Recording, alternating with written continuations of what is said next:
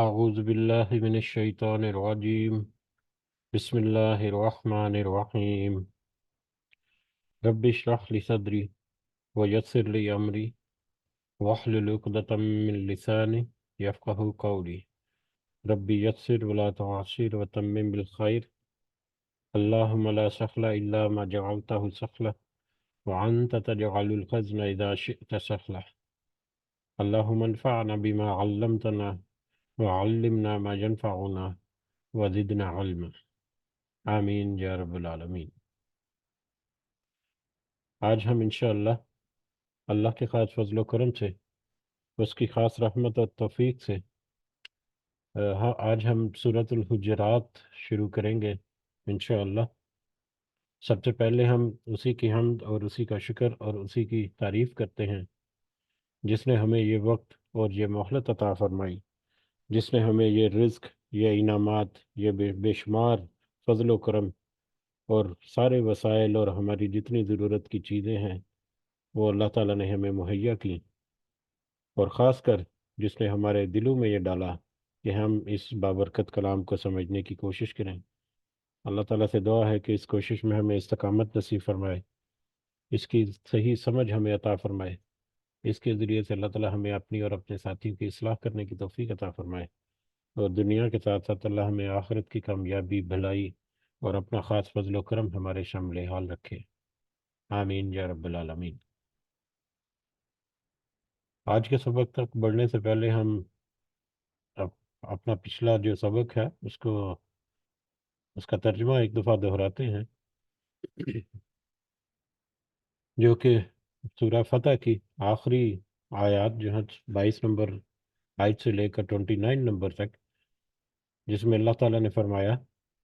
اور اگر تم سے کافر جنگ کرتے تو یقیناً پیٹ دکھا کر بھاگتے، پھر نہ تو کوئی ان کا کارساز ہوتا اور نہ ہی مددگار۔ اللہ کے اس قاعدے کے مطابق جو پہلے سے چلا آ رہا ہے، یعنی اللہ کی سنت کے مطابق،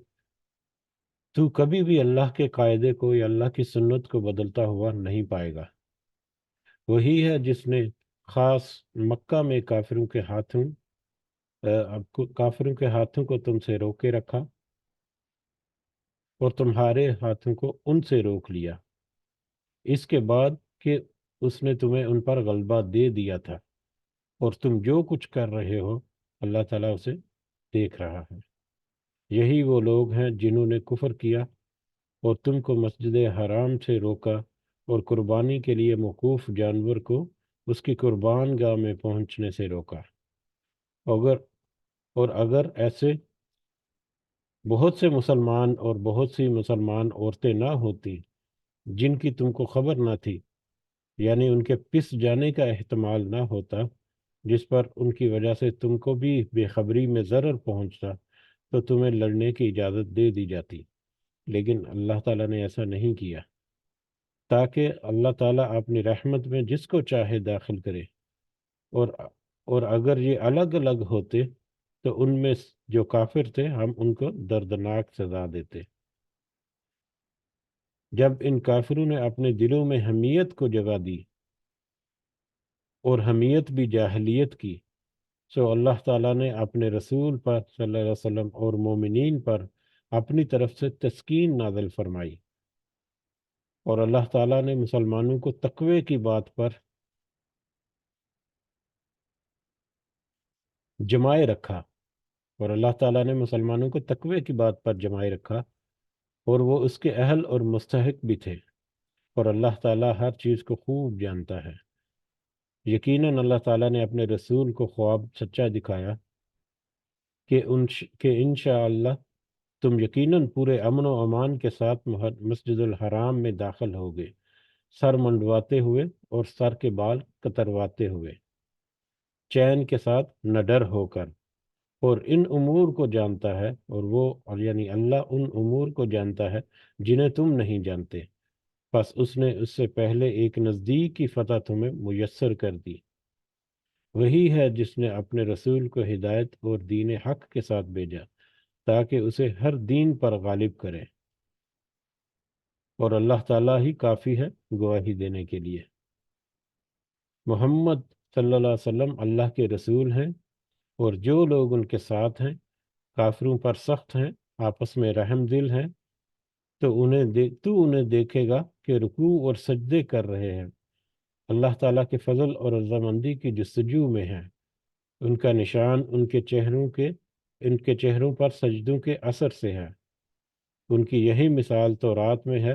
اور ان کی مثال انجیل میں، مثل اس کھیتی کے جس نے اپنا انکھولا نکالا یا اپنی کومپل نکالی، پھر اسے مضبوط کیا اور وہ موٹا ہو گیا، پھر اپنے تنے پر سیدھا کھڑا ہو گیا اور کسانوں کو خوش کرنے لگا، تاکہ ان کی وجہ سے کافروں کو چڑھائے۔ ان ایمان والوں ان ایمان والوں اور نیک اعمال والوں سے اللہ نے بخشش کا اور بہت بڑے اجر و ثواب کا وعدہ کیا ہے۔ یہ ہماری پچھلی سورہ مبارکہ تھی، اور جیسے کہ موضوعات کے مطابق ہم دیکھیں تو ایک بہت اہم موضوع جو ہے، جس میں قتال یا جہاد فی سبیل اللہ، اور پھر حدیبیہ کے واقعات اور حدیبیہ کے سے متصل جو بہت سارے معاملات جو ہیں، ان کو بہت وضاحت کے ساتھ ہم نے سمجھنے کی کوشش کی، اور اس کے بعد آنے والی فتوحات کی خوشخبری جو اس سورہ مبارکہ میں ملی، اس کو بھی ہم نے سمجھنے کی کوشش کی۔ لیکن اس میں بہت ساری ایسی باتیں جس میں ہم بہت کمزور ہیں، بہت بہت کمزور ہیں۔ اللہ تعالیٰ سے دعا ہے کہ ہماری اس کمزوری کو بھی ہم سے دور کرے، اور ہمیں توفیق دے کہ ہم کچھ اپنی اصلاح کر سکیں، اور کچھ معاملات جو ہیں ان کو درست کر سکیں۔ آمین۔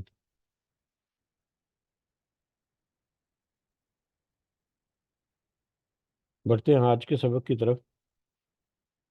آج جو ہم سورہ مبارکہ شروع کرنے جا رہے ہیں اس کا نام حجرات ہے۔ یہ قرآن مجید میں جو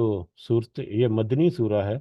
یعنی مدینہ کے دور میں یا مدینہ کے پیریڈ میں، نبی کریم صلی اللہ علیہ وسلم کے مدینہ کے قیام کے دوران یا ہجرت مدینہ کے بعد یہ نازل ہوئی۔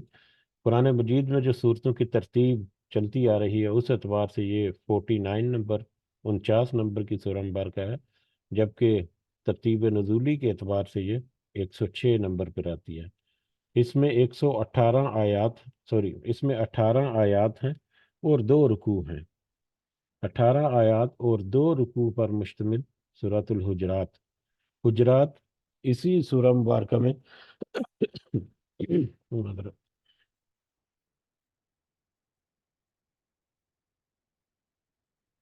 اس سورہ مبارکہ کی آیت نمبر 4 میں یہ حجرات کا ذکر ہے، اس نسبت سے اس کا نام جو ہے وہ حجرات مقرر کیا گیا۔ اور حجرات جو ہے وہ ایک عام معنی ہے، عام جو لفظ ہم استعمال کرتے ہیں حجرہ، تو حجرہ کی جمع حجرات ہے، اور حجرہ جو ہے وہ عام طور پر ایک چھوٹے کمرے کو یا آرام کو کہتے ہیں، اور اصطلاحی اعتبار سے یا عام معنی جو ہے وہ مسجد سے متصل یا مسجد سے ملا ہوا کوئی کمرہ، جس میں آرام کے لیے گنجائش ہو یا آرام جو ہے وہ کیا جاتا جائے، تو اس کو حجرہ کہتے ہیں، یا حجرات جو ہے اس کی جمع ہے۔ ہمیں پتہ ہے کہ نبی کریم صلی اللہ علیہ وسلم کی جو آرام گاہیں تھیں وہ مسجد نبوی سے بالکل ملی ہوئی تھی، جہاں پر ہماری امہات المومنین جو تھیں وہ بھی وہاں پر تھیں، تو ان کو حجرات جو ہیں عام الفاظ میں یا عام اصطلاح میں ہم انہیں حجرات کہتے ہیں، ان کمروں کو یا ان آرام گاہوں کو یا ان چھوٹے چھوٹے گھروں کو جہاں پر نبی کریم صلی اللہ علیہ وسلم جو ہیں وہ قیام پذیر تھے، وہ آرام کرتے تھے، اور وہاں پر وہ رہتے تھے۔ یعنی زمانہ نزول کے بارے میں اگر ہم سمجھنے کی کوشش کریں تو ہمیں پتہ چلتا ہے کہ یہ سورہ مبارکہ جو ہے وہ آخری دور میں مدینہ کے آخری دور میں، لیکن مختلف ادوار میں یہ سورہ مبارکہ جو ہے وہ نازل ہوئی۔ یعنی کچھ اس کی آیات جو ہیں وہ ہمیں اشارہ دیتی ہیں کہ 8 یا 9 ہجری کے میں نازل ہوئی، کچھ آیات جو ہیں وہ فتح مکہ کے بعد کی نازل ہوئی، کچھ آیات جو ہیں وہ اس سے پہلے کی تھی۔ تو اس کا ملا جلا جو دور ہے، یا مختلف ادوار میں جو اس سورہ مبارکہ کو ہم جب پڑھیں گے تو اس میں جو ہمیں احکامات ملتے ہیں، ان سے ہمیں اندازہ ہوتا ہے کہ مختلف آخر کے مختلف ادوار میں جو کچھ ہدایات یا کچھ نصیحتیں یا کچھ احکامات تھے، کچھ آداب اللہ تعالیٰ کی طرف سے جو بتائے گئے تھے، ان کی سمری جو ہے وہ اس سورہ مبارکہ میں جمع کی گئی ہے۔ اس اعتبار سے یہ سورہ مبارکہ جو ہے، یہ موضوعات کے اعتبار سے یہ بہت اہم اور بہت جامع سورہ مبارکہ بھی ہے، کہ اس میں جو احکامات یا جو اس کے موضوعات ہیں وہ مطلب ذکر کرنے میں یا لکھنے میں یا آیات کی شکل میں دیکھا جائے تو مختصر، لیکن اس کی گہرائیوں کے معاملے بارے میں دیکھا جائے تو وہ بہت ہی جامع اور بہت ہی مفصل ہیں۔ اس میں عام طور پر ہمیں بہت ساری ایسی ہدایات اللہ تعالیٰ کی طرف سے ملتی ہیں جو کہ ہمیں آداب، معاشرتی آداب جو ہیں ان کی طرف ہمیں اشارہ کرتی ہیں۔ جیسا کہ شروع میں ہی کچھ نبی کریم صلی اللہ علیہ وسلم کے بارے میں کچھ آداب بتایا گیا کہ ان کے ساتھ کلام کرنا ہے ان کی موجودگی میں، یا ان کا نام یا ان کا ذکر جو ہے اس کو لینے کے لیے کچھ آداب جو ہیں وہ ملحوظ خاطر رکھنا جو ہے وہ ضروری ہے۔ تو اس کے علاوہ فیک نیوز خبریں جو ہیں، اطلاعات جو ہیں، ان کے بارے میں بہت اہم اس میں ہدایات ہمیں ملتی ہیں۔ اور اس کے علاوہ مسلمانوں کے جو کچھ گروہ یا مسلمانوں کے درمیان کچھ چپکلش یا کچھ اختلاف یا کچھ مس انڈرسٹینڈنگ ہو جائے تو اس میں بیچ بچاؤ کر کے ان میں ان کی صلاح صفائی کرنا، اس کی بڑی اہمیت جو ہے اس کا ہمیں تذکرہ ملے گا۔ مسلمانوں کو برائیوں سے بچے رہنے کی تاکید جو ہے وہ ہمیں اس میں ملے گی۔ نسلی امتیاز جو ہے اس کے بارے میں اہم ہدایات جو ہیں وہ اس میں ملیں گی۔ اور خاص طور پر ہمارا جو مومن جو ہے وہ زبانی زماں خرچ نہیں، بلکہ سچے دل سے اللہ اور اس کے رسول کو مان کر عملاً فرما بردار ہو کر زندگی گزارنا جو ہے اس کی کیا اہمیت ہے، یا اس کے بارے میں ہمیں کچھ اہم نصیحت جو ہے وہ اس سورہ مبارکہ میں ملے گی۔ تو اس اعتبار سے اگر موضوعات کے اعتبار سے دیکھا جائے تو یہ ایک بہت ہی اہم اور بہت ہی ہمارے لیے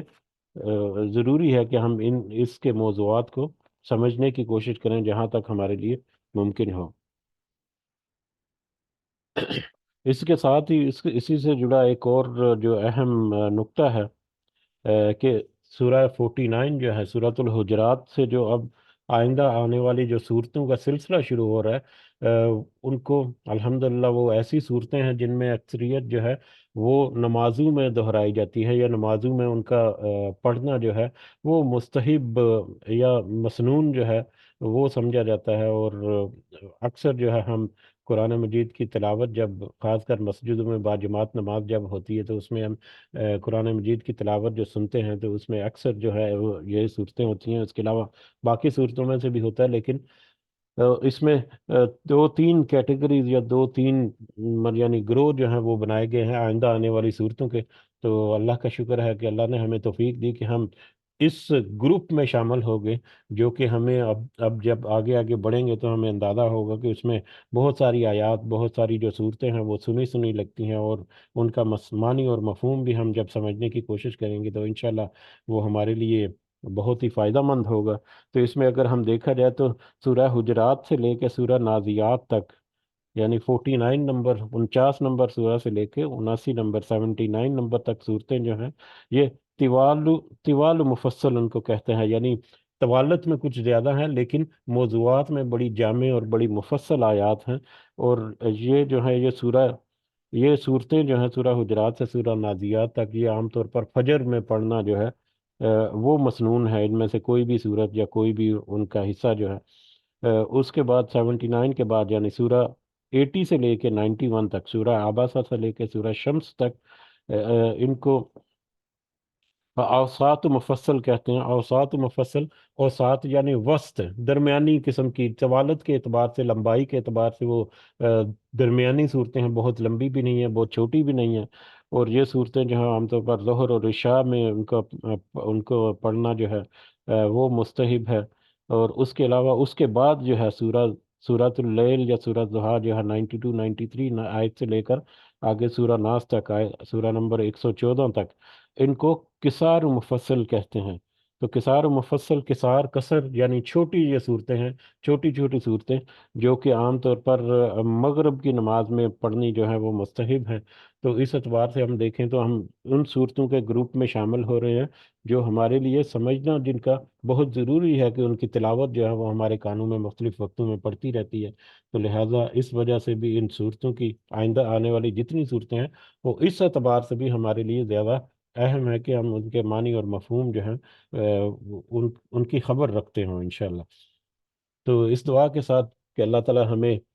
इस पर इस्तकामत दे और इसकी सही समझ दे, हम अपना आज का सबक जो है वो शुरू करते हैं।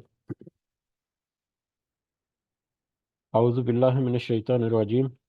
बिस्मिल्लाहिर रहमानिर रहीम।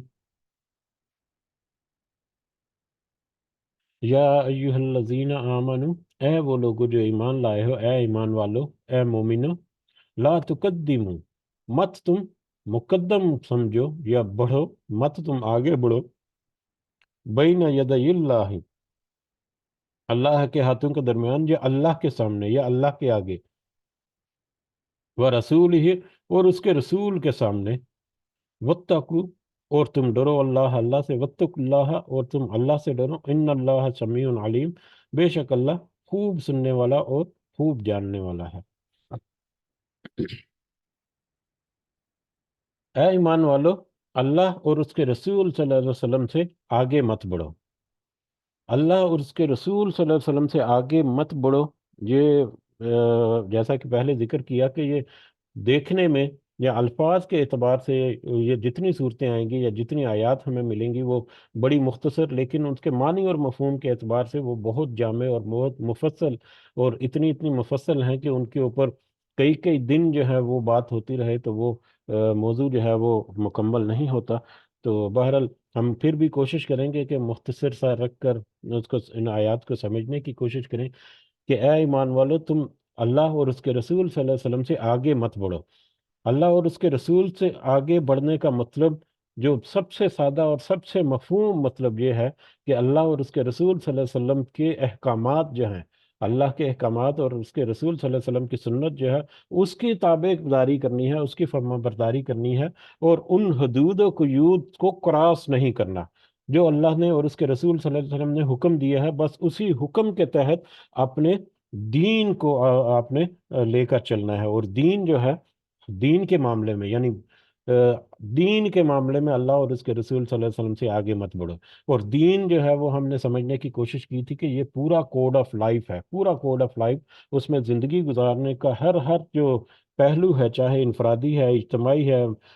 मुआशरती है, मुआशी है, रूहानी मामलात, मजहबी मामलात हैं, हर तरह के मामले में हर तरह की हिदायत और रहनुमाई जो हमें कुरान और सुन्नत से यानी अल्लाह की किताब और रसूलुल्लाह सल्लल्लाहु अलैहि वसल्लम के तरीके से जो मिलती है, उन्हीं ब्रैकेट्स के अंदर रखते हुए अपने आप को वो ज़िंदगी जो है वो गुजारनी है, उस ब्रैकेट से बाहर नहीं निकलना है। तो ये तो उसका एक सादा मफहूम जो है, जो हम अक्सर औक़ात जो है वो पढ़ते भी हैं, और अक्सर आयात जो हैं वो इस तरफ इशारा भी करती हैं। लेकिन हम इसको मज़ीद अगर समझने की कोशिश करें कि अल्लाह और उसके रसूल से मुकद्दम मत हो जाओ, उससे आगे मत बढ़ो, तो एक तो जो इंसान कोई जो अमल करता है, इंसान में अगर मुशरिक और काफिर वगैरह जो हैं, उनको तो छोड़ दें, उनके जितने अच्छे अमल हैं वो भी उनके अकारत ही जाएंगे, क्योंकि दुनिया में उन्होंने उन अमलों का फ़ायदा उठा लिया। बहुत दफ़ा हमने ये आयत पढ़ी हैं। लेकिन जो मोमिन है, जो अपने कहता है कि मैं मुसलमान हूँ, वो जो अमल करता है वो दो तरह के या दो उसकी सिमतें हैं, दो डायरेक्शन होती हैं जिसमें वो अपना कोई अमल करता है या कोई काम करता है। एक डायरेक्शन जो है वो उसकी नेगेटिव है, दूसरी डायरेक्शन पॉजिटिव है। एक मनफी है, दूसरा उसका एक मुस्बत सिमत कह लें या मुस्बत डायरेक्शन कह लें। मनफी डायरेक्शन क्या है कि वो गुनाह के काम करता है, नाफरमानी के काम करता है, अल्लाह और उसके रसूल सल्लल्लाहु अलैहि वसल्लम के जो अहकामात हैं, जो हिदायत हैं, जो नसीहतें हैं, उनको वो पसे पुश डाल देता है, उसकी रूगर्दानी करता है, उनको इग्नोर करता है, उनके मुताबिक नहीं चलता, उनके मुखालफत करता है, या इस तरह के जितने मामलात हैं वो गुनाह के या बदी के मामलात जो है वो करता है। वो गुनाह और बदी के मामलात में तो उसको کوئی دو رائے نہیں کہ وہ جواب دہ ہے، اس کو کل اللہ کے حضور اس کا جواب جو ہے وہ دینا پڑے گا کہ تم نے حکم واضح ہو جانے کے باوجود یہ جو کام کیے یہ کیوں کیے، جو اللہ تعالیٰ کی نافرمانی یا رسول صلی اللہ علیہ وسلم کی جو نافرمانی ہے وہ کیوں کی، اس میں تو کوئی دو رائے نہیں۔ تو دوسرا پہلو جو ہے وہ مثبت اعمال ہے، مثبت اعمال یعنی اچھے اعمال، نیک اعمال کرنا، اور نیک اعمال کرنا خاص کر یہ اس آیت کا مفہوم جو ہے وہ ان اعمال کی طرف ہے جو ظاہری طور پر تو ہمیں لگتا ہے کہ نیک اعمال ہیں، لیکن نیک اعمال کرنے کے لیے بھی اللہ تعالیٰ نے اور اس کے رسول صلی اللہ علیہ وسلم نے کچھ حدیں مقرر کر رکھی ہیں، ان حدوں سے کراس کر کے کوئی ایسا کام نہیں کرنا جو کہ قرآن و سنت کے منافی ہو، ظاہری طور پر دیکھنے میں تو اچھا بھلا لگتا ہو لیکن وہ قرآن و سنت کے منافی ہو۔ جیسا کہ ہم نے دیکھا کہ پچھلے جو ادیان میں مطلب سب سے زیادہ جو الہامی مذاہب میں ہمارے سامنے آج بھی موجود ہیں وہ عیسائی اور یہودی ہیں، یہود و نصارہ جو ہیں، انہوں نے ہم دیکھتے ہیں کہ غلو کیا اپنے نبیوں کی شان اور ان کے جو مقام تھا ان کو ان کی اصل مقام سے بڑھ چڑھ کر بہت زیادہ ان کو غلو کیا، اور ان کی عبادت تک جو ہے وہ کرنا شروع ہو گیا، ان کو خدا جو ہے یا خدا کا بیٹا جو ہے وہ کہنا تک شروع ہو گئے، جبکہ ہمارا دین جو ہے وہ اس کی اجازت قطعی طور پر نہیں دیتا کہ ہم اپنی جو حدود و قیود ہیں ان سے باہر نکل کر کسی رسول کے بارے میں، کسی نبی کے بارے میں بھی، ایون نبی کریم صلی اللہ علیہ وسلم کے بارے میں بھی ایسا کچھ عقیدہ یا ایسی کچھ بات جو ہے اس کو ہم اپنی روحانی زندگی کا وہ حصہ بنائیں۔ تو کوئی اس طرح کے معاملات میں پڑتا ہے تو وہ گویا کہ اللہ تعالیٰ کی حدود سے اپنے آپ کو تجاوز کرتا ہے، باہر نکل جاتا ہے۔ ٹھیک ہے، اسی طرح سے بہت سارے بدعات جو ہیں وہ ہمارے مطلب آج کل جو ہے وہ مختلف انداز سے ہمارے اندر پیوست کر چکی ہیں، اس کی طرف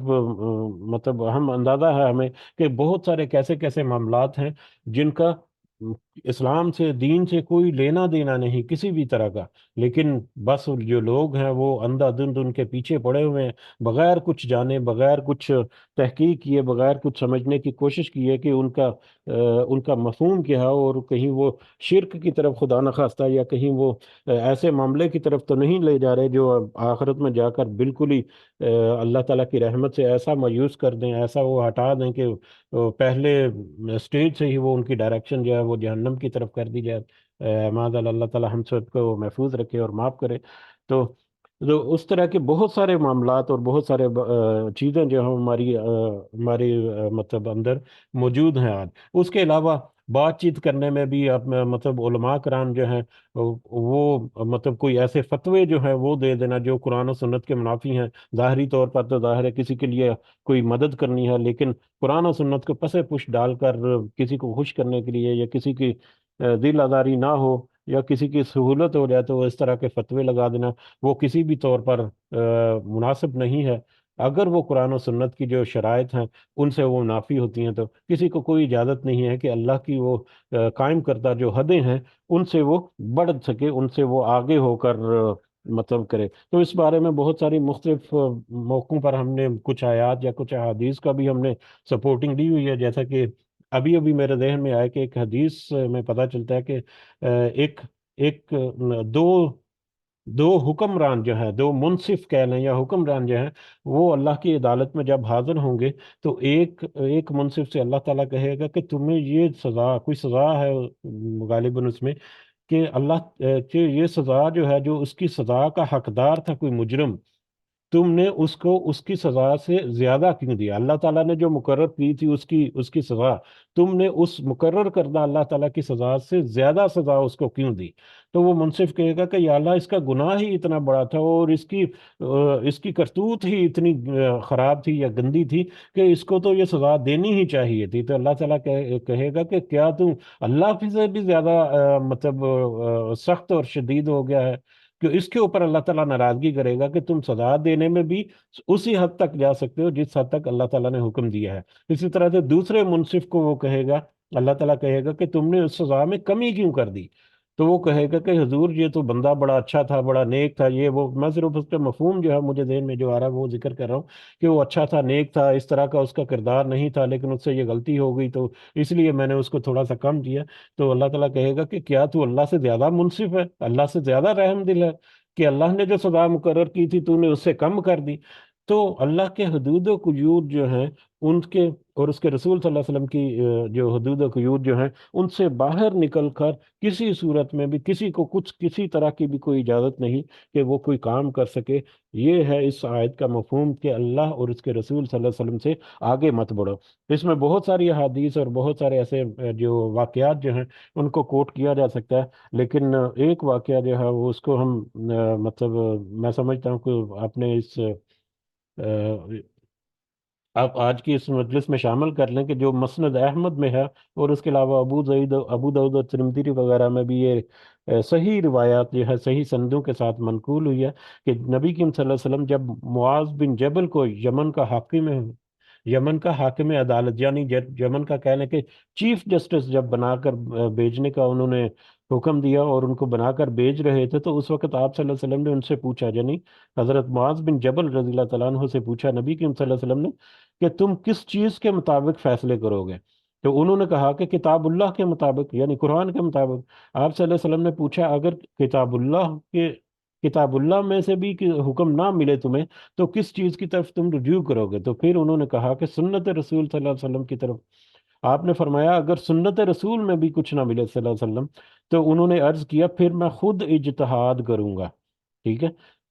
اس پر حضور صلی اللہ علیہ وسلم نے ان کے سینے پر ہاتھ رکھ کر فرمایا کہ شکر ہے اس خدا کا جس نے اپنے رسول کے نمائندے کو وہ طریقہ اختیار کرنے کی توفیق بخشی جو اس کے رسول کو پسند ہے۔ یعنی اللہ اور اس کے رسول کے طریقے کے مطابق جو انصاف کرے گا، وہ اس کے اوپر انہوں نے خدا کا شکر جو ہے وہ ادا کیا کہ میرا نمائندہ رسول کا نمائندہ جو ہے وہ اللہ اور اس کے رسول کے طریقے کو اختیار کرتا ہے جس کو اللہ کا رسول جو ہے وہ پسند کرتا ہے۔ یعنی کہ اس میں بھی امپورٹنٹ کیا ہے سمجھنے کے بعد کہ کوئی بھی فیصلہ جب کرنا ہے یا کوئی بھی معاملہ جو ہے اس کے بارے میں کوئی رائے دینی ہے تو سب سے مقدم جو ہے وہ اللہ کی کتاب اور سنت رسول جو ہے صلی اللہ علیہ وسلم ہے۔ جو ہدایت کتاب اللہ میں اور سنت رسول میں صلی اللہ علیہ وسلم واضح ہوگی اس کے اوپر کوئی زیادہ جو ہے بحث یا زیادہ اس کے اوپر چوں چرا کرنے کی ضرورت نہیں۔ ہاں البتہ ان میں کچھ معاملات جو ہیں وہ کچھ اگر کچھ مزید مطلب اس بات کا متقاضی ہے کہ ان کو مزید ایکسپلین کیا جائے یا کچھ ویسے بعد میں میٹرز ہوئے تو پھر اجتہاد کیا جا سکتا ہے، لیکن اجتہاد بھی صرف اور صرف قرآن و سنت کے مطابق۔ قرآن و سنت سے منافی کسی بھی طرح کا کوئی کام یا کوئی حکم یا کوئی فیصلہ یا کوئی فتویٰ کسی کے پاس کوئی استحقاق نہیں ہے کہ وہ دے سکے۔ تو یہ سارے معاملات جو ہے یہ ہمیں اس آیت کے اندر داخل ہوتے نظر آتے ہیں کہ اللہ اور اس کے رسول سے آگے مت بڑھو۔ اسی آیت کو بنیاد بنا کر علماء جو ہیں وہ یا مفسرین جو ہیں وہ لکھتے ہیں کہ وہ کوئی ایسی قوم، کوئی ایسا گروہ، کوئی ایسا قبیلہ یا کوئی ایسا ملک جو ہے وہ اگر اپنے آپ کو اسلامی سلطنت، اسلامی ملک یا اسلامی ریاست یا اسلامی گروہ جو ہے وہ گردانتا ہو یا گردانے کی مطلب ٹھان لے، تو سب سے پہلے اس کے لیے ضروری ہے کہ وہ اس آیت کے مطابق اپنے قوانین جو ہیں ان کو ترتیب دے کہ کوئی بھی قانون، کوئی بھی طریقہ، کوئی بھی چاہے انفرادی طور پر ہو، اجتماعی طور پر ہو، معاشی ہو، معاشرتی معاملات ہوں، مطلب لوگوں کے متعلقہ ہوں، ان کے انفرادی معاملات ہوں، کسی بھی طرح کے کوئی معاملات ہیں، کوئی بھی قانون سازی جو ہے کوئی بھی جو حکم ہے وہ اللہ اور اس کے رسول صلی اللہ علیہ وسلم کی کسی حکم کی نافرمانی میں نہیں ہوگا۔ ہمیشہ ہر حکم جو ہے، ہر قانون جو ہے وہ اسی کی مطلب حکم کے مطابق ہوگا۔ اسی لیے یہ کہنا کہ کسی بھی اسلامی ریاست یا کسی بھی اسلامی مملکت کا ایک بنیادی قانون جو ہے وہ یہاں پر دے دیا کہ جو بھی کام ہوگا تمہاری زندگی گزارنے کا وہ اللہ اور اس کے رسول صلی اللہ علیہ وسلم کے احکامات کی بریکٹس کے اندر اندر ہوگا۔ اس کے باہر جو ہے کسی قسم کا کوئی معاملہ کرنے کی کوئی گنجائش نہیں۔ اجتہاد جو ہے البتہ وہ ہے، لیکن اس میں بھی بریکٹس جو ہیں وہ وہی موجود ہیں جو اللہ اور اس کے رسول صلی اللہ علیہ وسلم نے ہمیں واضح کر دی ہیں۔ تو یہ کچھ ہے، اس کے علاوہ اور بھی بہت ساری باتیں ہو سکتی ہیں، لیکن ہم اس کو یہیں پر ہم مختصر سے رکھنے کی کوشش کرتے ہیں۔ ان اللہ سمیع علیم، بے شک اللہ خوب سننے والا اور خوب جاننے والا ہے۔ اللہ کو خوب اچھی طرح سے پتہ ہے کہ کون کیا عمل کرتا ہے، کیا نیت اور ارادہ رکھتا ہے، اور کیا وہ بات کرتا ہے، کیا وہ آپس میں باتیں کرتے ہیں۔ تو اللہ تعالیٰ ہر چیز کو خوب سننے والا اور ہر کام جو ہے اور ہر معاملہ جو ہے اس کا خوب علم رکھنے والا ہے۔ اور جیسا کہ ہم نے اس کے مطلب انٹروڈکشن میں سورہ مبارکہ میں دیکھا کہ اس میں مختلف طرح کے احکامات آئیں گے، تو اس لیے آیات کی شکل میں چھوٹے چھوٹے آیات ہیں، لیکن اس میں بڑے مفصل جو ہمیں احکامات جو ہیں وہ ملیں گے۔ تو ہو سکتا ہے کہ ہر آیت کے اوپر تھوڑا بہت وقت جو ہے وہ ہمیں مطلب دینا پڑے۔ تو یقیناً اللہ تعالیٰ سے دعا ہے کہ ہمیں اس کی توفیق بھی دے اور سمجھنے کی بھی اللہ تعالیٰ توفیق دے، آمین۔ یا ایوہ الذین آمنو، اے ایمان والو، لا ترفعوا اصواتکم، مت تم بلند کرو اپنی آوازیں، فوق صوت النبی، نبی کریم صلی اللہ علیہ وسلم کی آواز کے اوپر۔ اپنی آواز کو نبی کریم صلی اللہ علیہ وسلم کی آواز سے بلند مت کرو اے ایمان والو، اے مومنو۔ ولا تجہروا، اور مت تم آواز اونچی کرو، لہو، ان سے، بالقول، بات میں، ان سے بات چیت کرنے میں بھی ان سے اونچی آواز میں بات مت کرو، کجہری، آواز اونچی کرنے کی طرح، بعضکم لبعض، جیسا کہ تم بعض کی بعض کے ساتھ، یعنی جیسا کہ تم آپس میں ایک دوسرے کے ساتھ بات کرتے ہو۔ اے ایمان والو، تم اپنی باتوں کو، اپنی بات کو نبی کریم صلی اللہ علیہ وسلم کی بات سے بلند مت کرو، آواز سے بلند نہ کرو اپنی آواز کو، کہ جس طرح سے تم آپس میں بات چیت کرتے ہوئے کرتے ہو۔ اب یہ آیت جو ہے، یہ آیت بھی اگر ہم اس کو سمجھنے کے لیے تفصیل دیکھنا شروع کرتے تو اس میں بھی ہمیں بہت لمبی اور بہت ہی مفصل مطلب باتیں جو ہمیں ملیں گی، لیکن اس میں بھی ہم اگر اختصار سے کام لیتے ہوئے چلیں تو دو موضوع یا دو ٹائم پیریڈز کو ہم ڈیوائیڈ کر لیتے ہیں اس کو سمجھنے کے لیے، کہ دو ٹائم پیریڈ جو ہیں یا دو مواقع جو ہیں، دو موقع جو ہیں مختلف وقتوں میں، ان کے تحت ہم اس کو سمجھتے ہیں۔ پہلا موقع کیا ہے کہ جب نبی کریم صلی اللہ علیہ وسلم جو ہے وہ ذاتی طور پر موجود ہیں اس امت میں، اس گروہ میں یا صحابہ کے کرام کے درمیان، نبی کریم صلی اللہ علیہ وسلم کی زندگی میں، نبی کریم صلی اللہ علیہ وسلم کی زندگی میں ان کی موجودگی میں جو وہاں پر اصحاب ہیں یا لوگ ہیں، ان کے لیے یہ واضح اور بہت واضح ہدایت ہے کہ دیکھو تم اپنی آوازوں کو نبی کریم صلی اللہ علیہ وسلم کی آواز سے بلند مت کرو، جس طرح کہ تم آپس میں ایک دوسرے کے ساتھ بات چیت کرتے ہوئے کرتے ہو۔ آپس میں ایک دوسرے کے ساتھ کوئی یاری دوستی ہے، کوئی رشتہ داری ہے، بڑی فرینکنس ہے، بڑا اس طرح سے مطلب ماحول ہے، کوئی پردہ نہیں ہے، کوئی روک ٹوک نہیں ہے، تو آپس میں مذاق بھی کر لیا، آپس میں ایک دوسرے کو مطلب کوئی القابات سے بھی مطلب نواز دیا، آپس میں بات چیت کرتے ہوئے کسی کو نرم اور گرم بات جو ہے وہ بھی کر دی، کسی سے اچھی اور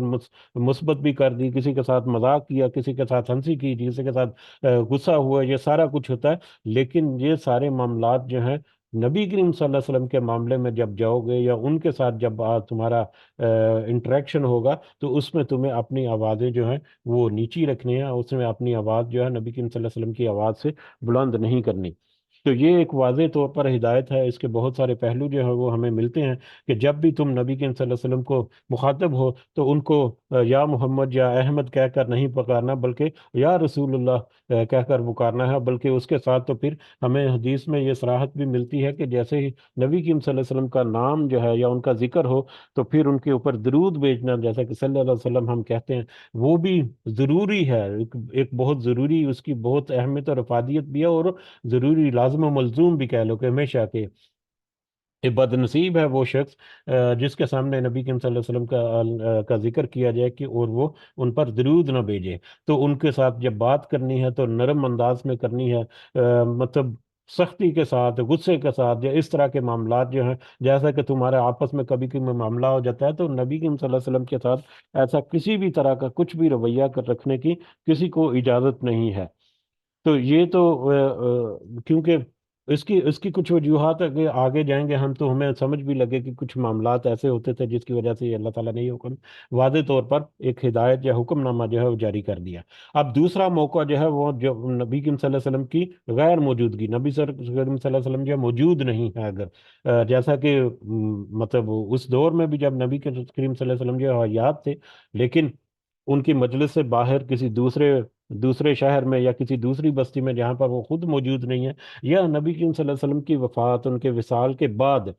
آج تک ہمارے لیے بھی اور قیامت تک کے لیے اسٹینڈنگ انسٹرکشن ہے کہ جب بھی تم نبی کریم صلی اللہ علیہ وسلم کے متعلقہ کوئی بات کرو، ان کا نام لو، ان کا ذکر کرو، ان کے لیے کوئی ان کے کسی حدیث کا ذکر کرو، ان کے کسی واقعے کا ذکر کرو، تو تمہارا جو رویہ ہے وہ تمہاری آواز جو ہے وہ بڑی پست ہونی چاہیے، بڑی پرسکون ہونی چاہیے، اس میں کوئی کوئی ترشی نہیں ہونی چاہیے، کوئی اس میں مطلب سختی نہیں ہونی چاہیے، نرم ہونا چاہیے، عاجزی کے ساتھ ہونے چاہیے۔ اور وہی قانون جو ہے وہ ہمارے لیے بھی لاگو ہے کہ جیسے ہی نبی کریم صلی اللہ علیہ وسلم کا ذکر ہو تو اس کے اوپر ان کو درود بھیجنا جو ہے وہ بھی لازم و ملزوم سمجھا جانا چاہیے۔ اور جیسا کہ روزہ رسول صلی اللہ علیہ وسلم کی زیارت کے لیے جائیں تو وہاں پر اونچی آواز کرنا اور شور شرابہ اور گل کر پاڑی کرنا، اس کی کسی قسم کی کوئی قطعاً اجازت نہیں ہے۔ اس کے علاوہ بھی جہاں پر بھی ہیں تو نبی کریم صلی اللہ علیہ وسلم کا نام جب لینا ہے عقیدت اور احترام کے ساتھ اور بڑے اہتمام کے ساتھ لینا ہے، کہ کوئی اس میں کہیں بدتمیزی والا کوئی ایسا عنصر نہ ہو، کوئی سختی والا، کوئی ناچاکی والا یا اس طرح کے کوئی میٹرز جو ہے وہ نہ ہوں۔ تو اور اس کے علاوہ پھر جو نبی کریم صلی اللہ علیہ وسلم کی اس میں یہ بھی آ جاتا ہے کہ ان کی کوئی حدیث کوئی ذکر کرے آپ کے کوئی معاملے کی اصلاح کرنے کے میٹر میں، یا کوئی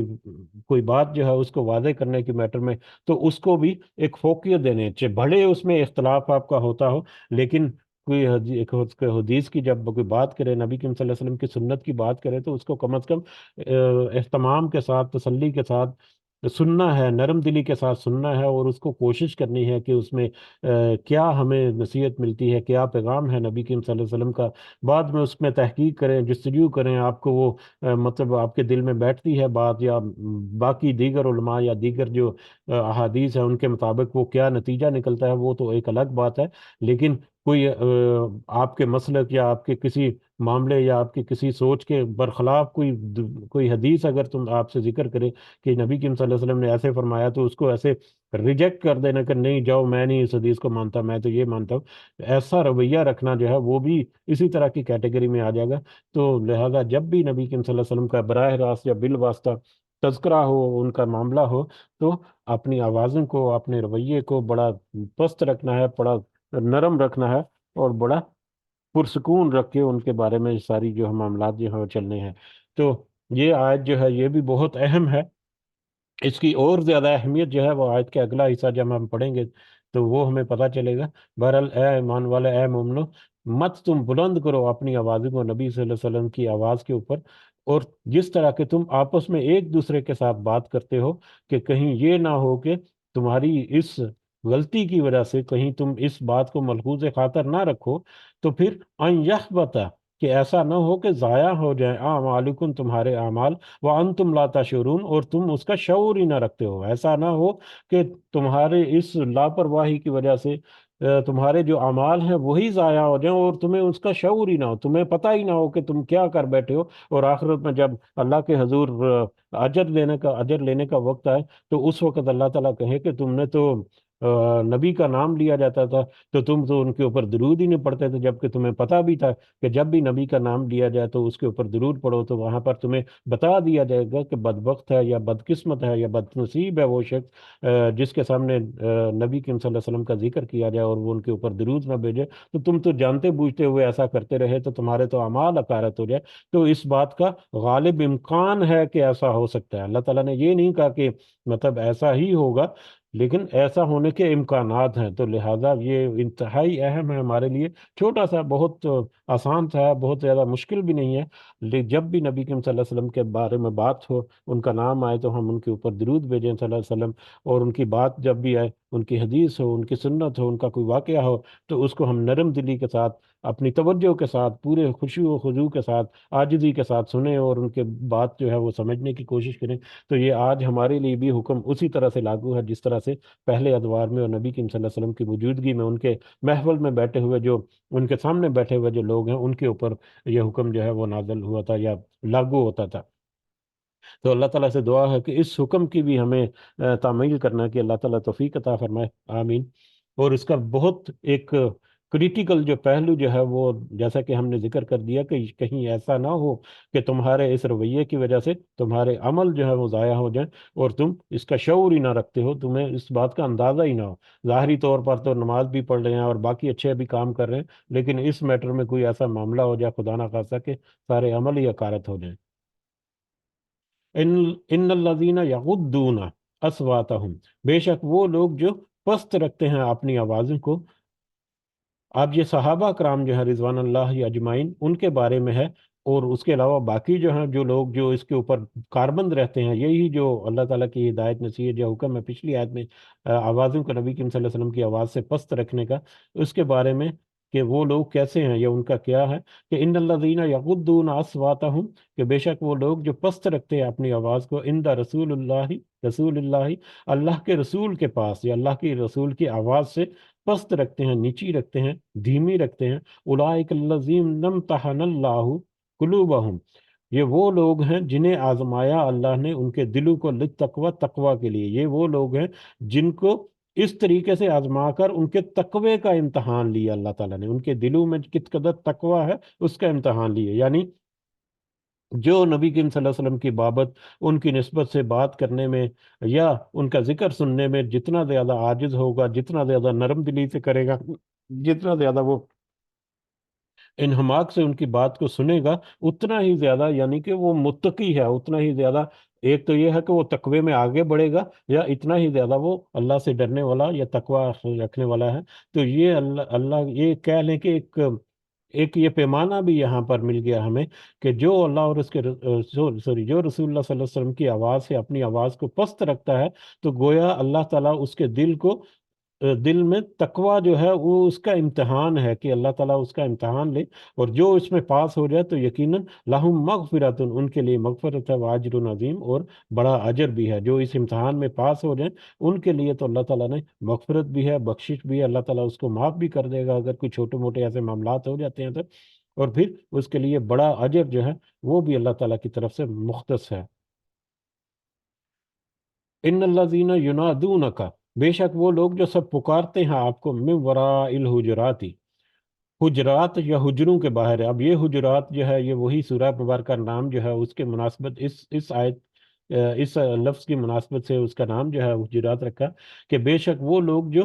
پکارتے ہیں آپ صلی اللہ علیہ وسلم کو حجروں کے باہر، ان کے حجروں، ان کے آرام گاہوں کے باہر، اکثرہم لا یعقلون، اکثر ان کے عقل نہیں رکھتے، اکثر ان کے شعور نہیں رکھتے، یا لا علمی کی وجہ سے ان سے یہ معاملہ جو ہے وہ ہو جاتا ہے۔ اب نبی کریم صلی اللہ علیہ وسلم جب موجود ہیں تو ان کے صحابہ جو روز ان کو ملتے ہیں، کچھ لوگ جو ہیں وہ تو ان کی مجلس میں رہتے ہیں، جیسے اصحاب صفا جو ہیں وہ تو ہر وقت وہیں پر موجود رہتے ہیں، اس کے علاوہ جو قریب و جوار کے لوگ جو ہیں جو روزانہ کی بنیاد پر ان کے پیچھے نمازیں پڑھتے ہیں یا ان سے ملاقات ہوتی رہتی ہے یا ان کے آگے پیچھے رہتے ہیں، ان کو تو نبی کریم صلی اللہ علیہ وسلم کی روٹین کا پتہ ہے کہ کس وقت وہ مسجد میں آتے ہیں، کس وقت وہ باہر تشریف لے جاتے ہیں، کس وقت وہ ان کے آرام کا وقت ہے، کس وقت وہ مسجد میں بیٹھ کر لوگوں سے گفتگو کر رہے ہوتے ہیں، یعنی ان کے جو دن رات کے جو مشاغل ہیں یا ٹائمنگ جو ہے ان کے بارے میں ان کو کچھ پتہ ہوتا تھا یا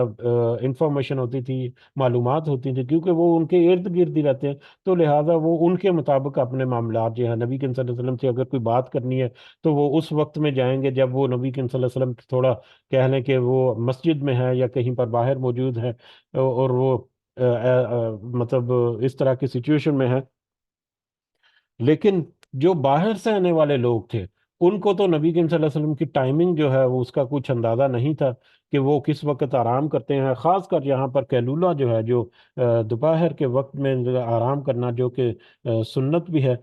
تو نبی کریم صلی اللہ علیہ وسلم قیلولہ بھی کرتے تھے دوپہر کو تھوڑی دیر کے لیے، تو وہ یعنی کہ وہ بھی آرام کا وقت ہوتا تھا۔ تو جو لوگ جو باہر سے جو آتے ان کو تو نبی کریم صلی اللہ علیہ وسلم کا معمولات کا یا ٹائمنگ کا یا اس طرح کی چیزوں کا کچھ پتہ نہیں ہوتا تھا، تو ان میں سے کچھ معاملات ایسے ہو جاتے ہیں، اور خاص کر جو دیہاتی قسم کے لوگ ہیں آج بھی اگر ہم اس بات کی طرف دیکھیں تو آج بھی ہمیں یہی ماحول، اسی طرح کا ماحول ملتا ہے کہ دیہات یا گاؤں وغیرہ میں رہنے والے جو لوگ ہیں وہ اب ان کے آداب جو ہیں وہ شہری لوگوں سے تھوڑے سے مختلف ہوتے ہیں، ان کا آپس میں ملنا جلنا، آپس میں بات چیت کرنے کا انداز، آپس میں ایک دوسرے کے گھروں میں آنے جانے کا انداز جو ہے وہ بہت مختلف ہوتا ہے، بات کرنے میں بھی وہ کوئی مطلب بے سروپا باتیں بھی کرتے ہیں اور کوئی لحاظ نہیں رکھتے کہ بڑے چھوٹے کا بھی، اور اس طرح سے یعنی ان کی تربیت یا ان کے جو ماحول جو ہے اس کا اثر ہوتا ہے، وہ پورا ان کا مطلب سیٹ اپ ہی ایسا، گرومنگ ہی ان کی ایسی ہو چکی ہوتی ہے کہ وہ اسی طرح کے ماحول میں پلتے بڑھتے ہیں، جو کہ شہروں میں رہنے والے جو لوگ ہیں نسبتاً جو ہے وہ تھوڑے سے ڈفرینٹ ہوتے ہیں ایک دوسرے کے بات چیت کرنے کے آداب میں یا گھروں میں آنے جانے میں یا ایسے جتنے معاملات ہیں اس میں تھوڑے سے کہہ لیں کہ شہروں میں جو رہتے ہیں یا بڑے قصبوں وغیرہ میں رہتے ہیں وہ تھوڑے سے سلجھے ہوئے ہوتے ہیں اور کچھ میٹرز میں سلجھے ہوئے ہوتے ہیں، لیکن جو دیہاتوں میں ہوتے ہیں ان میں زیادہ ایسی باتوں کو بس اہمیت نہیں دی جاتی کہہ لیں۔ تو یہی جو رویہ تھا، یہ اکثر جو ہے نبی کریم صلی اللہ علیہ وسلم کے ساتھ ایسا معاملہ ہو جاتا ہے۔ بہت دفعہ ایسا ہوا کہ نبی کریم صلی اللہ علیہ وسلم کے آرام کا وقت ہے یا کہیں پر وہ مشغول ہیں، تو باہر سے جو آئے ہیں لوگ جو ہیں، خاص کر بدو قسم کے لوگ جو ہیں، ان کو کچھ اس طرح کے آداب نہیں آتے، تو وہ نبی کریم صلی اللہ علیہ وسلم سے اس طرح سے مخاطب ہونا شروع کر دیا۔ اب یہ آیت جو ہے اس میں کچھ معاملات جو ہیں وہ پچھلی آیت سے بھی مطابقت رکھتے ہیں کہ نبی کریم صلی اللہ علیہ وسلم کی آواز سے بلند نہیں کرنی اپنی آواز۔ بہرحال ان کے ابھی اگر وہ آرام سے کر رہے ہیں اپنے حجرہ میں، تو وہاں پر جا کر اونچی آواز میں جو مطلب بات کرنا شروع کر دیا یا ان کو پکارنا شروع کر دیا، ذرا باہر آئیے، آپ سے کچھ کام ہے یا آپ سے کوئی بات کرنی ہے۔ تو اب نبی کریم صلی اللہ علیہ وسلم کو اس سے اذیت تو ہوتی، کیلولہ وغیرہ اگر کر رہے ہیں اور کوئی آرام فرما رہے ہیں تو کوئی بندہ باہر آیا اور وہ آ کے اونچی آواز میں اس نے پکارنا شروع کر دیا، تو اس سے ان کو کوئی تکلیف جو ہے، کچھ اذیت جو ہے وہ پہنچی، لیکن وہ اپنی نرم طبیعت کی وجہ سے، اپنی حلیم طبیعت کی وجہ سے وہ اس کو اگنور کر دیتے اور مطلب کوئی اس طرح سے کوئی بات نہ کرتے، اس کو کوئی ناراضگی والا اظہار نہ کرتے، لیکن ان کے ذات کو کچھ اس سے مطلب کہہ لے کہ کچھ اذیت جو ہے وہ ضرور پہنچتی۔ تو یہ معاملات اسی طرح سے چلتے رہے، حتیٰ کہ ایک دفعہ ایسا ہوا کہ بنو تمیم قبیلے کے کچھ لوگ جو ہیں وہ آئے نبی کریم صلی اللہ علیہ وسلم کی خدمت میں حاضر ہونے کے لیے، اور نبی کریم صلی اللہ علیہ وسلم اس وقت دوپہر کو آرام کر رہے تھے، تو وہ باہر کھڑے ہو کر انہوں نے اونچی اونچی آواز میں یا محمد جو ہے اس طرح سے ان کو پکارنا شروع کر دیا۔ تو اس پر اللہ تعالیٰ نے یہ آیات جو ہے وہ نازل کر کے یہ سارا معاملہ جو ہے اس کے اوپر احکامات جو ہے وہ اللہ تعالیٰ کے آگے کہ دیکھو تم جب نبی کریم صلی اللہ علیہ وسلم حجروں میں آرام فرما رہے ہو، تو تمہارے لیے یہ قطعی طور پر تمہیں اجازت نہیں ہے، جو تمہارے لیے مناسب نہیں ہے کہ تم ان کے حجروں کے باہر کھڑے ہو کر ان کو اس طرح سے پکارو کہ جس کے ان کو تکلیف یا اذیت ہو یا جس سے ان کے آرام میں خلل پڑتا ہو۔ تو یہ جو ہے، یہ آیت جو ہے پرٹیکولرلی اس کنٹیکس میں ہے جو اس وقت کے معاملات جو ہے وہ چلتے آ رہے تھے۔ تو آج بھی اگر ہم دیکھیں تو وہی شور اور گل پاڑا کرنا وہاں پر جا کر، یعنی روزہ رسول صلی اللہ علیہ وسلم جو ہے تو اس کی کسی طور پر اجازت نہیں لکھتی، تو کچھ حصہ جو ہے وہ اس میں بھی شامل ہو جاتا ہے، لیکن اکثر جو ہے حصہ اس کا وہ ایک الگ موضوع کے طور پر ہمارے سامنے ہے۔ تو دیکھو، جو تم میں سے پکارتے ہیں نبی کریم صلی اللہ علیہ وسلم کو حجروں کے باہر، تو ان میں سے اکثر جو ہے وہ عقل نہیں رکھتے، یعنی ان کو وہ ان عذاب کو پتہ ہی نہیں ہے، جس کی وجہ سے وہ ایسی جو مطلب گستاخی جو ہے وہ کر جاتے ہیں۔ تو ولاؤ انہم، اگر بے شک وہ صبر کریں، صبر کرتے حتیٰ تخرج الیہم، یہاں تک کہ آپ صلی اللہ علیہ وسلم خود نکل کر ان کی طرف آ جاتے ہیں، یعنی ان کو تو یہ چاہیے تھا یا یہ بہتر ہوتا کہ اگر وہ صبر کر لیتے، اگر وہ اطمینان سے بیٹھ جاتے مسجد میں جا کر یا قریب میں جا کر بیٹھ جاتے اور انتظار کرتے یہاں تک کہ نبی کریم صلی اللہ علیہ وسلم جو ہے وہ خود اپنے حجرے سے باہر نکل آتے، لکان خیر لہم، تو یہ بہتر ہوتا، یقیناً بہتر ہوتا ان کے لیے۔ تو ان کو چاہیے تھا کہ وہ انتظار کرتے۔ یہ ایک واقعہ کو کوٹ کر کے بھی ہے، اور ایک سٹینڈنگ انسٹرکشن بھی اللہ تعالیٰ نے دے دی کہ جب آپ صلی اللہ علیہ وسلم جو ہے حجروں میں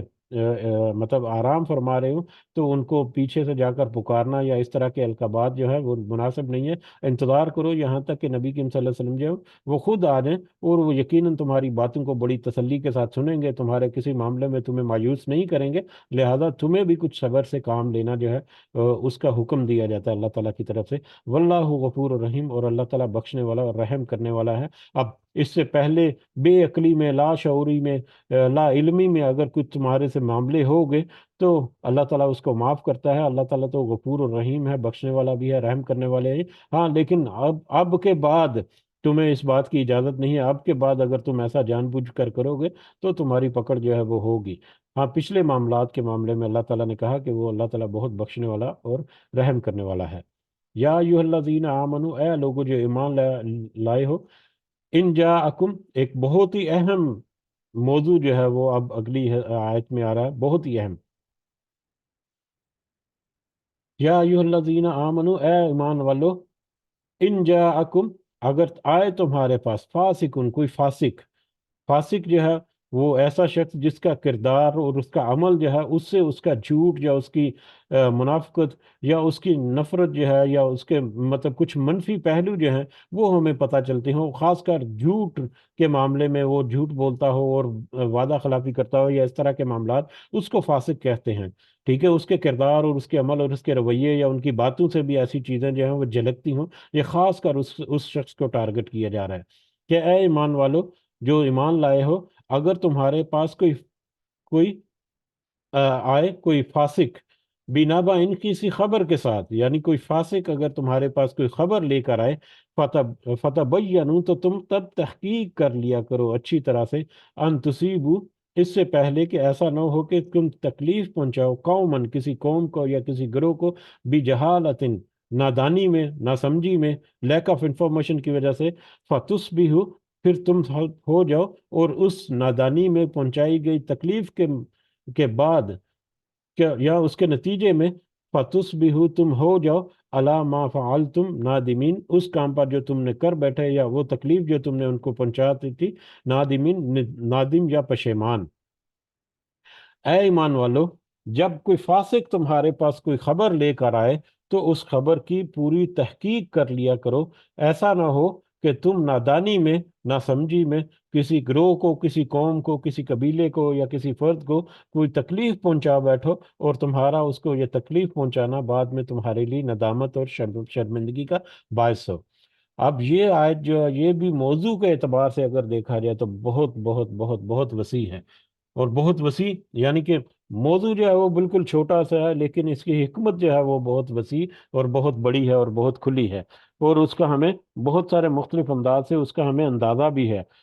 اس آیت کے حوالے سے ایک واقعہ جو ہے وہ کوٹ کیا جاتا ہے۔ واقعہ جو ہے وہ یہ ہے کہ حضرت ولید بن عقبہ کو نبی کریم صلی اللہ علیہ وسلم نے بنی مستلق کی طرف، ایک قبیلہ تھا بنی مستلق، تو اس کی طرف حضرت ولید بن عقبہ رضی اللہ تعالیٰ عنہ کو بھیجا صدقات یا زکوٰۃ اکٹھی کرنے کے لیے کہ جا کے ان سے زکوٰۃ جو ہے وہ لے کر آؤ۔ تو وہ حضرت ولید بن عقبہ جو ہیں وہ گئے اس بستی میں یا اس قبیلے میں، تو وہاں پر جا کر وہ کسی وجہ سے ڈر گئے یا کسی بات پر وہ خوف زدہ ہو گئے، اور وہاں پر جو اہل قبیلہ جو تھے یا لوگ تھے ان سے ملے بغیر ہی وہ واپس آ گئے، اور آ کر نبی کریم صلی اللہ علیہ وسلم کو انہوں نے رپورٹ دی کہ مجھے تو وہاں پر اپنے قتل ہونے کا خوف تھا، تو میں تو وہاں سے آ گیا ہوں، اور انہوں نے اس طرح سے وہ زکوٰۃ جو ہے وہ بھی دینے سے انکار کر دیا ہے۔ تو جس پر نبی کریم صلی اللہ علیہ وسلم جو ہے انہوں نے بڑی پریشانی کا اظہار کیا کہ یہ کیسے ہو سکتا ہے۔ تو اس پر جو صحاب تھے، جو لوگ تھے وہاں پر، انہوں نے نبی کریم صلی اللہ علیہ وسلم کو کہنے کہ وہ تھوڑا سا پش کیا۔ یہ آیت جو ہے، یہ آیت کا مفہوم جو ہے وہ یا اس ایکسپلینیشن کا مفہوم کچھ حد تک اگلی آیت سے بھی ہمیں ملے گا۔ تو بہرحال اصحاب جو انہوں نے کہہ لیں کہ انہوں نے کچھ انسسٹ کیا یا انہوں نے یہ رائے دی، اور اس رائے کے اوپر انہوں نے اصرار کیا کہ ان کے خلاف جو ہے کچھ اقدامات ہونے چاہیے کہ کیسے انہوں نے ہمارے ایک ساتھی کو مطلب اس طرح سے دھمکیاں دی اور ان کے زکوٰۃ دینے سے انکار کر دیا۔ تو اس پر نبی کریم صلی اللہ علیہ وسلم نے ایک کہہ لے کہ ایک گروہ جو ہے وہ بھی تشکیل دیا ان سے ذرا جا کر بات کرنے یا سختی کے ساتھ ان سے پیش آنے کا، کہ یہ کہ اللہ کے حکم کی تم کیسے نافرمانی کر سکتے ہو۔ تو ابھی یہ معاملہ جو ہے اسی طرح سے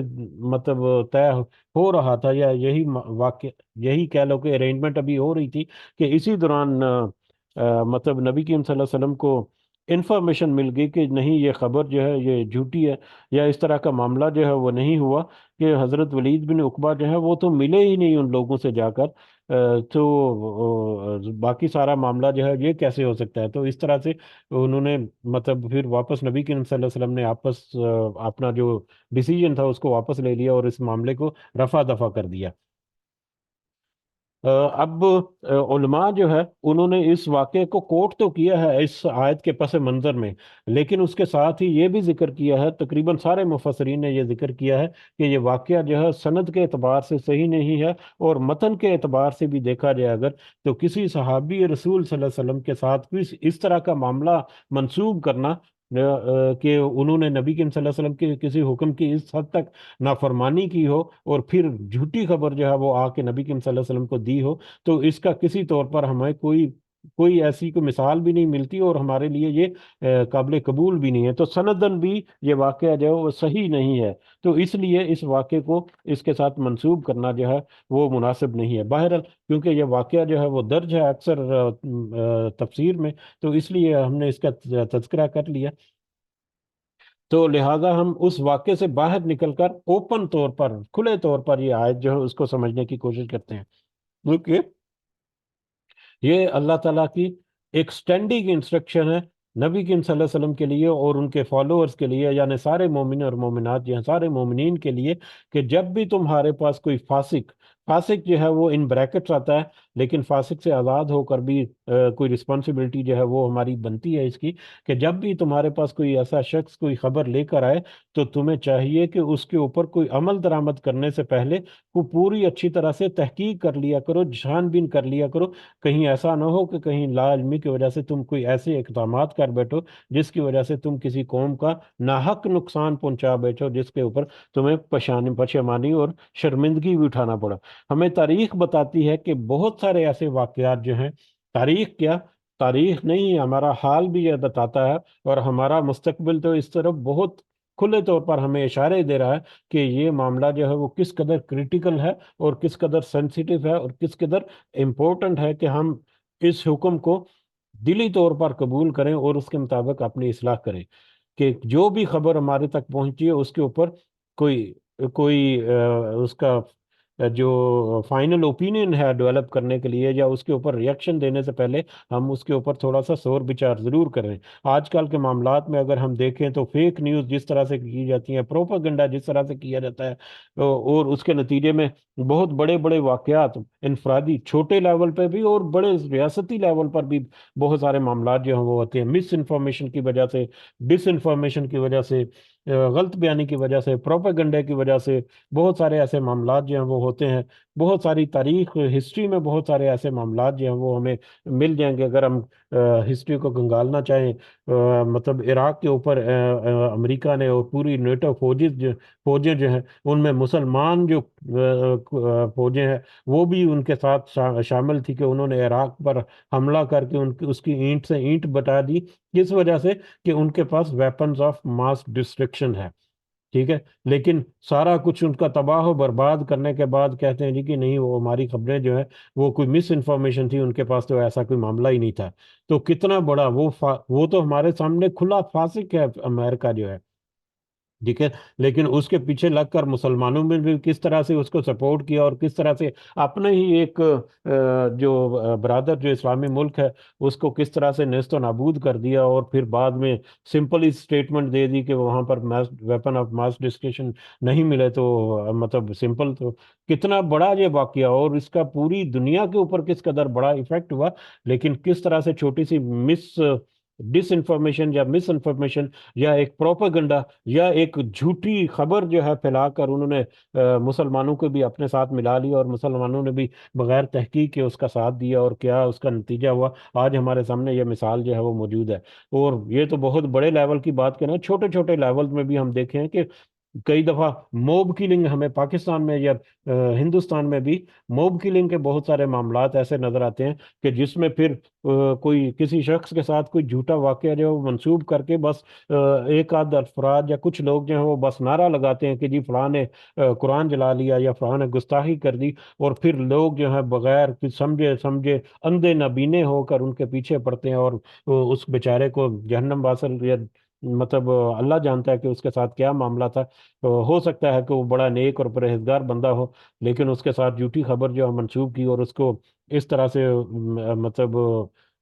اس کا یہ حال کر دیا، تو یہ بہت بہت سینسیٹیو ایشو ہے۔ اور آج کل خاص کر ہمارا جو سوشل میڈیا کا دور ہے، اس میں بس ہماری انگلیوں اور ہمارے انگوٹھوں کے اوپر سارا کچھ میٹر جو ہے وہ چلتا ہے، فنگر ٹپس پہ جس کو کہتے ہیں، ٹھیک ہے، انفارمیشن آتی ہے بس اس کو فارورڈ کرتے جاتے ہیں، تو اس میں بھی ہمیں احتیاط کرنے کی ضرورت ہے، کیونکہ یہ انفارمیشن خاص کر سوشل میڈیا میں جو آج کل ہو رہا ہے وہ ذہن سازی کرتا ہے، وہ مطلب پورا ایک نیریٹو جو ہے وہ بلڈ کرتا ہے کسی ایک خاص معاملے پر، اور کچھ لوگ جو ہیں وہ بیک اپ میں بیٹھے ہوئے کچھ اس طرح کے ایڈ یا کچھ اس طرح کی سٹوریاں یا کچھ اس طرح کا پروپیگنڈا بنا کر بس وہ سوشل میڈیا میں اپنے جو فالوورز ہیں ان کو وہ چھوڑ دیتے ہیں، اور ان کو لائک کرنے والے جو ہیں بس ان کو بس اپنے انگوٹھوں سے ایسے آگے فارورڈ کرتے رہتے ہیں، اور اس کے نتیجے میں بعض دفعہ بہت بڑے بڑے معاملات اور بڑے بڑے مطلب ذہن سازی جو ہوتی ہے، اوپینین بلڈنگ ہوتی ہے، وہ ہوتی ہے، اور اکثر ان میں سے جو ہے پروپیگنڈا بھی نکل آتا ہے۔ تو یہ بھی سوشل میڈیا جو ہے وہ بھی فاسق کی کیٹیگری میں ہمارے سامنے آج موجود ہے۔ سوشل میڈیا بحیثیت مجموعی یا پورا کا پورا پیکج جو ہے سوشل میڈیا کا، وہ فاسق کی کیٹیگری یا فاسق کی بریکٹس کے اندر رہتے ہوئے ہمارے سامنے موجود ہے، کہ اس میں جھوٹ اور سچ دونوں طرح کی انفارمیشن موجود ہے۔ تو لہٰذا اس میں بھی ہمیں خاص کر توجہ دینی چاہیے کہ کوئی انفارمیشن جو ہے اس کو آگے پھیلانے سے پہلے اس کے اوپر تھوڑی سی تحقیق جستجو، یا مطلب ہم دیکھتے ہیں کہ بہت سارے اقوال جو ہیں وہ حضرت علی کا نام منسوب کر کے پتہ نہیں کس کس طرح کے اور کیسے کیسے اقوال ہیں، ظاہری طور پر دیکھنے میں بڑے اچھے اور بھلے معلوم ہوتے ہیں، لیکن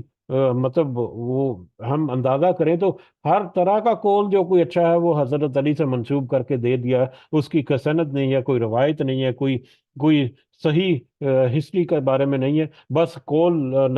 حضرت علی کا قول جو ہے اس کا ذکر کر کے وہ اب بات جو ہے وہ کر دی، اور جس تک وہ پہنچی ہے قول بڑا اچھا لگتا ہے، بڑا خوش آئند لگتا ہے، بڑا پازیٹیو مثبت لگتا ہے، وہ حضرت علی کے ساتھ منسوب ہوتا بھی ہے کہ نہیں، حضرت علی نے کبھی اس کا کہا کہ نہیں، کہ وہ اس کے بارے میں کچھ پتہ نہیں ہے، لیکن لوگ جو ہے دھڑا دھڑ اس کو کر رہے ہیں، اور وہ بھی یہ بھی اوپینین بلڈنگ ہے، یہ بھی ایک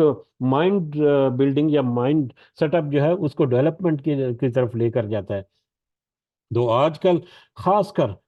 جیسا کہ میں نے کہا کہ ماضی سے بہت ساری مثالیں کیا، ہمارا حال بھی جو ہے وہ بھی اسی میں گرا ہوا ہے، اور ہمارا مستقبل جو ہے وہ اور زیادہ کریٹیکل، اور زیادہ اس کے بارے میں وولنریبل ہے، اور زیادہ رسک پر ہے اس میٹر میں۔ تو لہذا یہ میٹر جو ہے یہ انتہائی اہم ہے آج ہمارے لیے، کہ ہم اس کو سمجھیں کہ کوئی فاسق، اگر خاص کر فاسق کو بریکٹس میں اس لیے ہے کہ کوئی بعض معاملات میں ہوتے ہیں کہ کوئی بڑے اچھے کردار کا مالک ہے، چھوٹے موٹے عام معاملات میں اس نے آ کر آپ کو کوئی بات کی ہے، تو وہ قابل قدر ہے آپ کے لیے، وہ اس کا کردار جو ہے وہ آپ کے لیے صاف ستھرا ہے، یا وہ اس کی نیک نامی جو ہے وہ ایسی ہے کہ وہ جھوٹ نہیں بولتا، کوئی فریب نہیں دیتا، تو اس کی بات پر تو یقین کر لینا یا بات مان لینا وہ ایک الگ بات ہے۔ لیکن بحیثیت مجموعی جو ہے اس میٹر میں بہت اہم مطلب اور بہت سینسیٹیو جو ہمارے لیے ہدایت جو ہے اللہ تعالیٰ کی طرف سے حکم کی صورت میں یہاں پر موجود ہے، کہ اے مومنو، اگر تمہارے پاس کوئی فاسق کوئی خبر لے کر آیا تو اس کی خوب تحقیق کر لیا کرو، کہیں ایسا نہ ہو کہ تم نادانی میں کسی کو کوئی تکلیف نقصان پہنچا بیٹھو، اور بعد میں اس پر تمہیں شرمندگی اور ندامت اور پشیمانی جو ہے وہ اٹھانی پڑے۔ تو یہ آیت جو ہے یہ بھی آج ہمارے لیے بہت اہمیت کی حامل ہے۔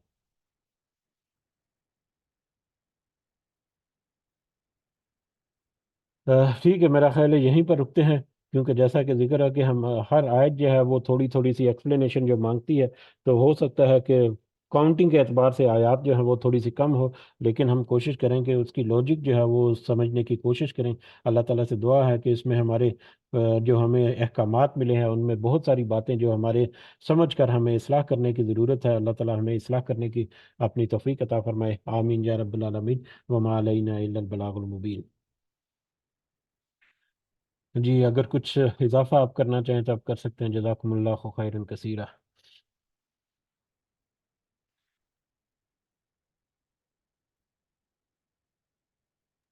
جی جزاک اللہ خیر، بارک اللہ فیک۔ جی جزاکم اللہ خیرا۔ جی آگے بڑھنے سے پہلے ایک چھوٹا سا نقطہ جو ہے وہ تھوڑا سا ہم کرنا چاہوں گا، یا ایک میسج جو ہے وہ کہہ لیں، کہ اب جیسا کہ آج ذکر ہوا کہ آج سے یا اس سورہ مبارکہ سے جو سلسلہ صورتوں کا شروع ہو رہا ہے، وہ مطلب کہہ لیں کہ آیات کے اعتبار سے مختصر، لیکن موضوعات کے اعتبار سے اور ان کی گہرائی کی اعتبار سے جو ہے وہ بہت ہی توجہ طلب اور بہت ہی اہم اور بہت ہی مفصل ہیں۔ تو لہٰذا ہم کوشش کریں کہ اپنے ساتھ اور بھی ساتھی جو ہیں ہمارے، بہت سارے ایسے ساتھی ہیں جو مختلف وقتوں میں ہمارے ساتھ ہوتے ہیں، تو آئندہ آنے والے جتنی صورتیں ہیں، یا جتنا بھی آئندہ اب تک مکمل قرآن کے مکمل ہونے تک ہے، وہ ہمارے لیے مختلف انداز سے بہت اہم ہوگا سمجھنا۔ تو اس کے لیے میں بھی کوشش کروں گا کہ جہاں تک ممکن ہو میں مطلب اچھی اس کی تیاری کر سکوں، لیکن میرے پاس بھی تھوڑا سا ایک ٹائم لمٹ جو ہے وہ بڑی بریکٹ کے اندر اندر ہوتی ہے۔ تو میرے لیے بھی دعا کریں کہ اللہ تعالیٰ مجھے توفیق دے کہ میں اس کوشش میں مطلب استقامت مجھے نصیب ہو انشاءاللہ۔ اور آپ سے بھی گزارش ہے کہ ایک تو باقاعدگی سے، اور دوسرا کچھ لوگ جو کچھ افراد جو ہمارے جاننے والے ہیں، جو ہمارے ساتھ مختلف وقتوں میں رہے ہیں، وہ واپس اس میں شامل کریں، یا اور بھی کچھ ہمارے ساتھی جو ہیں وہ اس میں شامل ہوں، تو وہ اس مجلس کی رونق جو ہے وہ برقرار رہے گی بلکہ بڑھے گی۔ اور اس کے ساتھ ساتھ جو ہم باتیں کریں گے اس کے اوپر اپنا کوئی اوپینین، کوئی رائے جو ہے وہ بھی اگر آپ کے ساتھ ساتھ شامل ہوتی رہے تو اس میں ہمیں اور زیادہ افادیت جو ہے وہ نظر آئے گی۔ تو اللہ تعالیٰ سے دعا ہے کہ ہماری اس کوشش میں ہماری خاص مدد کرے، ہمیں استقامت نصیب فرمائے، اور ہمیں اس منزل پر چلتے ہوئے دنیا کے ساتھ ساتھ اللہ تعالیٰ ہمیں آخرت کمانے کی بھی توفیق عطا فرمائے، آمین یا رب العالمین۔ ہمارے والدین کے ساتھ اللہ تعالیٰ خاص رحمت والا معاملہ رکھے، جو اس دنیا میں حیات ہیں انہیں صحت سے بھرپور زندگی عطا فرمائے، اور جس دنیا سے گزر گئے ہمارے والدین بھی اور جتنے دوسرے مومن اور مومنات ہیں، اللہ تعالیٰ سب کو اپنے خاص فضل و کرم سے جنت الفردوس میں اعلیٰ مقام عطا فرمائے۔ ہمارے دنیاوی معاملات میں جو ہماری مسائل ہیں، مشکلات ہیں، ان کو اللہ تعالیٰ آسان کرے ہمارے لیے، اور ہمارے دنیا کی نعمتیں اور رزق جو اللہ تعالیٰ نے ہمیں عطا کی، انہی سے ہمیں آخرت کمانے کی بھی توفیق عطا فرمائے۔ ہمارے اولاد کے معاملات میں اللہ تعالیٰ ہماری خاص رہنمائی اور مدد کرے،